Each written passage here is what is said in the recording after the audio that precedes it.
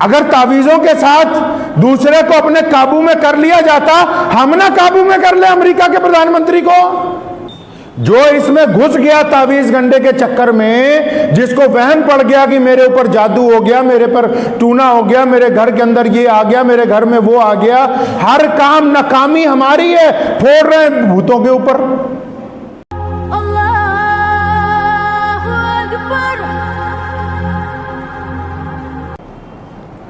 कुरान पाक का नजूल तावीज लिखने के लिए तो नहीं किया गया।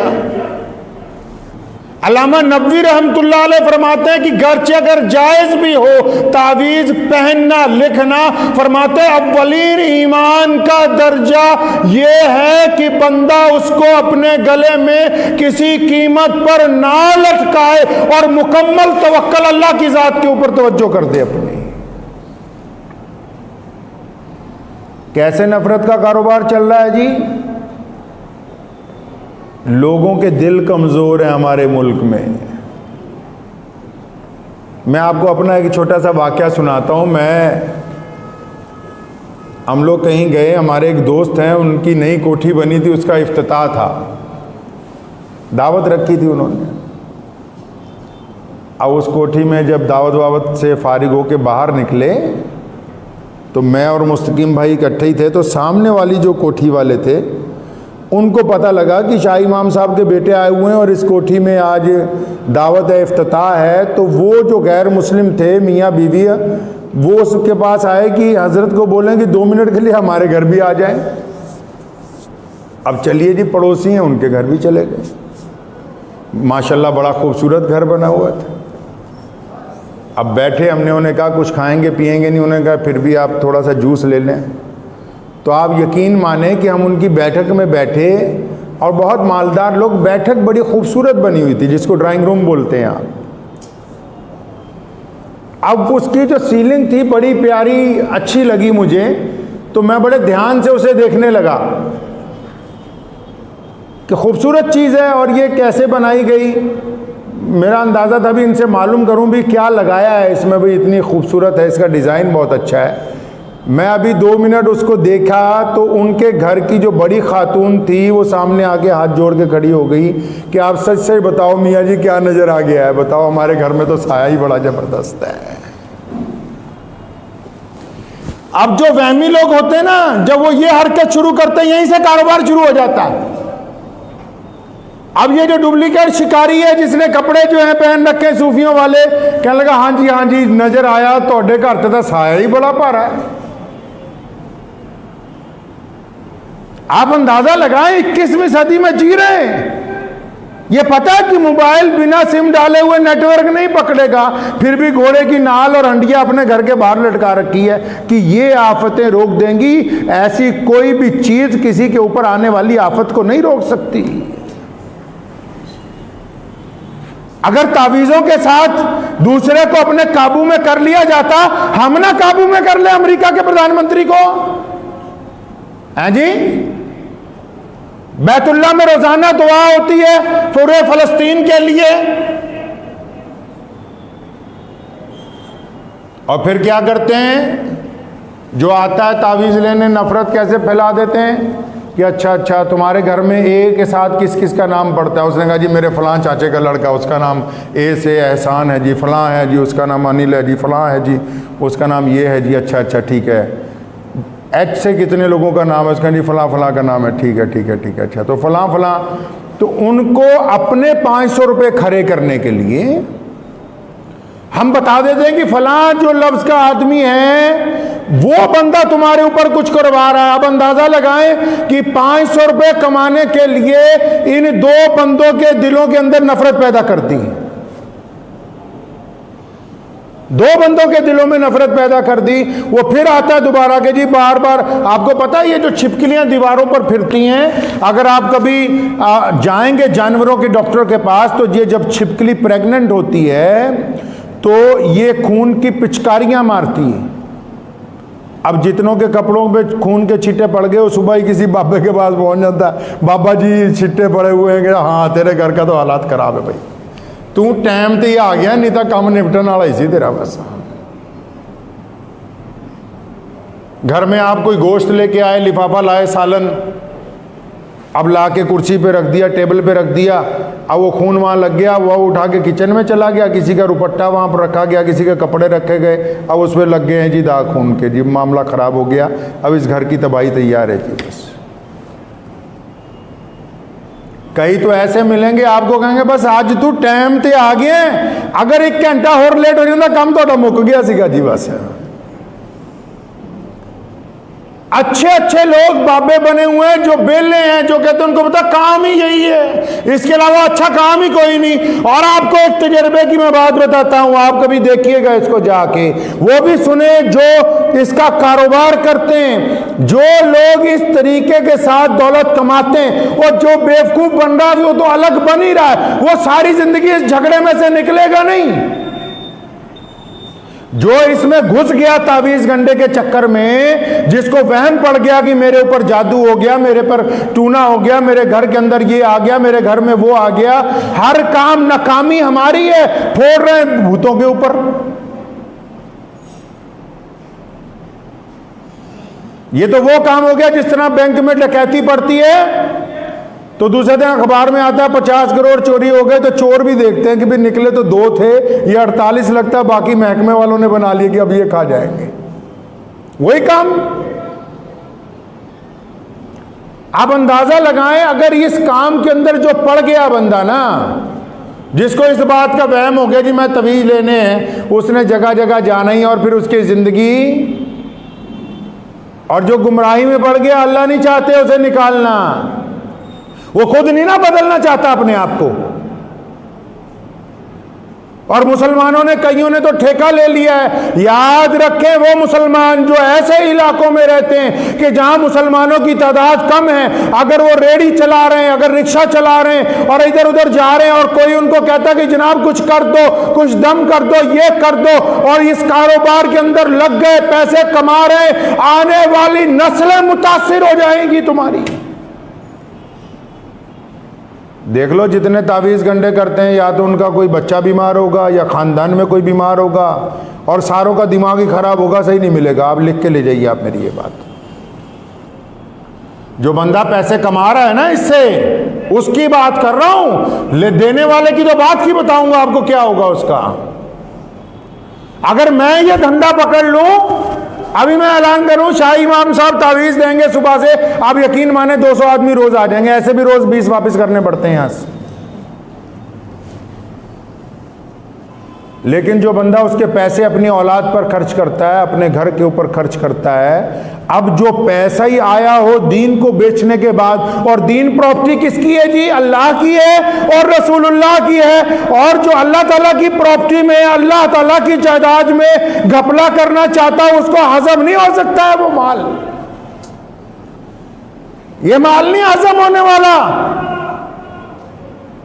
ये निकलना ही निकलना है हर हालत के अंदर। कुरान पाक में तो कहीं नहीं कहा गया कि आप लोगों को बुलाओ, उनको दम करके दो, उनको पानी पड़ के दो, उनको ये कर दो। आप उनके अकायद के साथ खिलवाड़ करके अपना घर चलाना चाहते हैं, चलेगा नहीं। बदतरीन असरात मुरत्तिब होंगे, आप अंदाज़ा नहीं लगा सकते उसके नुकसानात का। मुझे याद है बचपन से, अल्हम्दुलिल्लाह हमारे ख़ानदान को यहाँ 300 साल हो गए। मेरे जद्दे अमजद हज़रत मौलाना शाह अब्दुल कादिर साहब लुधियानवी रहमतुल्लाह अलैह, और फिर उनके साहबजादे हज़रत मौलाना शाह मोहम्मद साहब लुधियानवी रहमतुल्लाह अलैह, फिर उनके साहबजादे हज़रत मौलाना मुफ्ती मोहम्मद ज़करिया साहब रहमतुल्लाह अलैह, फिर उनके साहबजादे रईसुल अहरार हज़रत मौलाना हबीबुर रहमान लुधियानवी रहमतुल्लाह अलैह, फिर उनके साहबजादे मेरे दादा मुफ्ती आज़म मौलाना मोहम्मद अहमद रहमानी रहमतुल्लाह अलैह, और मेरे वालिद मोहतरम हज़रत मौलाना हबीबुर रहमान साहब सानी मद्दज़िल्लु अलैह, आज तक किसी को तावीज़ दिया ही नहीं। और मस्जिद में बैठ के आप यही भूल गए कि करना क्या है, यहां आपको बिठाया क्यों है। और लोग भी तो ऐसे ही है ना, पेट्रोल पंप पे जाके कहते हैं कि जनाब 1 किलो चावल दे दो, मिल जाएंगे। कपड़े की दुकान पर जाओ और मिट्टी का तेल मांगो, मिल जाएगा। लोग अपना सवाल भूल गए हैं। मस्जिद में आते हैं कि हमारा कारोबार नहीं चल रहा, मस्जिद में आके तो आपको यह पूछना है कि हमारा अल्लाह के साथ ताल्लुक नहीं बन रहा। मस्जिद में आ रहे हो कि जी फलां घर में काम खराब हो गया, फलां घर में, मस्जिद में गए तो आके आपको इमाम को ये पूछना है कि हमारा और अल्लाह का ताल्लुक नहीं बन रहा। हम नमाज पढ़ते हैं, हमारा दिल नहीं लगता, हम नमाज पढ़ते हैं, हमारा जहन कहीं और होता है, हमारा किरदार अच्छा नहीं हो रहा, जो अल्लाह ताला से गुफ्तगू हो जाए। आपने सवाल ही बदल दिया, और जब सवाल बदला जवाब देने वाला भी ईमानदारी से भटक गया। वो कहता ठीक है, तुझे ऐसा सवाल लेके आया है, 500 रुपये रख गले के अंदर, तुझे अभी जवाब बढ़िया सा बना के दे रहे हैं। मुझे याद है मैं छोटा था, अब्बू जान के पास बैठा हुआ था, यहाँ तो एक साहब आए सुबह सुबह, 500 रुपया मुसाफे की था, हजरत जी अब्बा का इंतकाल हो गया, दुआ करवा दें। तो अब्बू जान ने 500 रुपये उसे वापस पकड़ाए, फरमाया बेटा दुआ नहीं बिकती है। ये जो हमने नफरत फैलाने का तरीका ईजाद किया है ना, सिर्फ मुसलमानों में नहीं है, ये जितने मजहब हैं उनके अंदर जो ढोंगी लोग हैं। किसी ने कहा ना, नीम हकीम खतरा है जान, नीम मुल्ला खतरा ईमान। मैं अकाल तख्त के जत्थेदार साहब से मिला तो मैंने उनको एक दिन ये बात कही, मैंने कहा इसके ऊपर काम करने की जरूरत है तमाम मजहबों के बड़े लोगों को, कि जो लोग इबादत गाहों के अंदर बैठे, क्या उनकी तालीम बहुत बेहतरीन है, और तालीम के साथ क्या उनका किरदार बहुत अच्छा है, क्या जैसा उनका दिल है वैसी उनकी जुबान है, क्या जैसा उनका पहनावा वैसा ही उनका दिल है, तब तो वो इंसानों के लिए अच्छे हैं। लेकिन अगर नीम हकीम लोगों के लिए खतरा है तो इसी तरह नीम मुल्ला भी लोगों के लिए खतरा है, अब चाहे वो किसी भी मजहब के साथ ताल्लुक रखता हो।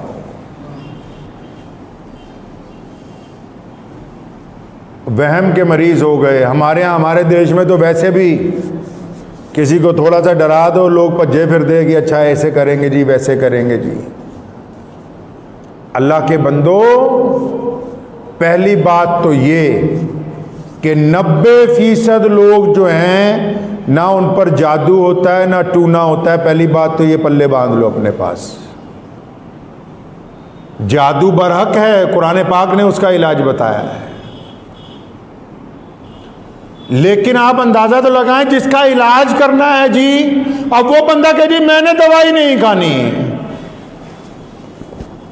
बंदा कहे मैं दवाई नहीं खाऊंगा, बस डॉक्टर साहब दवाई लिफाफे में डाल दो, घर में जाके लटका लेंगे। डॉक्टर कहूँगा ये महाबेवकूफ आदमी है कि ये कह रहा है दवाई लटका लूंगा घर में जाके। पहली बात तो ये कि जो लोग तावीज़ गंडे के चक्कर में पड़ गए ना मेरे भाई, वो अपने आप को भी परेशान कर रहे हैं, अपने घर वालों को भी परेशान कर रहे हैं। वहम का मर्ज उनको हो गया है।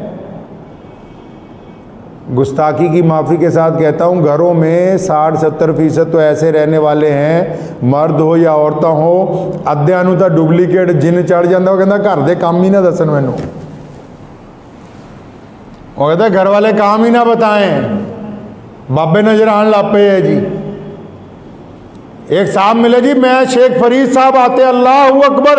आप अंदाजा लगाओ जो बंदा ये दावा करता हो कि मेरे में आ जाते हैं बाबा जी, और बाबा जो अल्लाह का वली हो, क्या उसको ये नहीं पता कि ये नापाक आदमी इसमें आएगा कैसे? और जो अल्लाह के पास लौट गया उसने कब आना है? कुरान पाक में जिक्र है जादू का, और इलाज भी कुरान पाक में रसूलुल्लाह सल्लल्लाहु अलैहि वसल्लम ने हमें बता दिया। अब ये सुन लो बात, बिल्कुल वही मैं बार बार कह रहा हूं कि दवाई खुद खानी होगी। डॉक्टर अगर आपको बोले, कोई बाबा कह दे जी घर जाके आ लटका दो, किला ठोक दो जी, 50,000 का सामान ले आओ जी, ये जलाएंगे जी, वो जलाएंगे जी, अल्लाह अकबर। सबसे पहले लिखा है मुहद्दिसीन ने कि अपने दिल को पहले पाक करना होगा कि नफ़े और नुकसान का मालिक कौन है? अल्लाह है। और फिर सही बुखारी की हदीस है, प्यारे रसूल सल्लल्लाहु अलैहि वसल्लम ने फरमाया कि जिस घर में सूरे बकरा पढ़ी जाती हो, जिस घर में सूरे बकरा पढ़ी जाती हो, उस घर में कोई जादू का असर नहीं हो सकता। हुण कई कहते सूरे बकरा ना पढ़नी पड़े, खुद अपनी जुबान से ना कुरान पढ़ना पड़े, दे दो लटका लो, तो फिर लटकाने से होने को वाला कुछ नहीं है। डॉक्टरों के पास जाना छोड़ देना, घर में ही रहा करें। बच्चों को बोले दवाई लेके बाहर दरख्त पे लटका दो भाई। रसूलुल्लाह सल्लल्लाहु अलैहि वसल्लम पर जब जादू किया गया तो कुरान पाक की आखिरी 2 सूरतें जो हैं, आखिरी 2 सूरतें जो हैं वो नाजिल ही इसीलिए हुई, आप पढ़िए, आपका मसला हल है। और जो लोग कुरान पाक पढ़ने के बावजूद भी इस मसले में से नहीं निकल रहे हैं तो फिर वो बदपरहेजी कर रहे हैं। क्या कर रहे हैं जी? अब एक बंदा शुगर की दवाई खा रहा है, बार बार चेक करता है शुगर हाई आ रही, दवाई सुबह दोपहर शाम खा रहा है। अरे दवाई सुबह दोपहर शाम खा रहे हो फिर भी वो अपने मुकाम पर नहीं आ रही, क्यों? पता लगा जी दवाई भी खाता है, रसगुल्ले भी खाता है, दवाई भी खाता है, बर्फी भी खा रहा है, दवाई भी चल रही है, जलेबियां भी।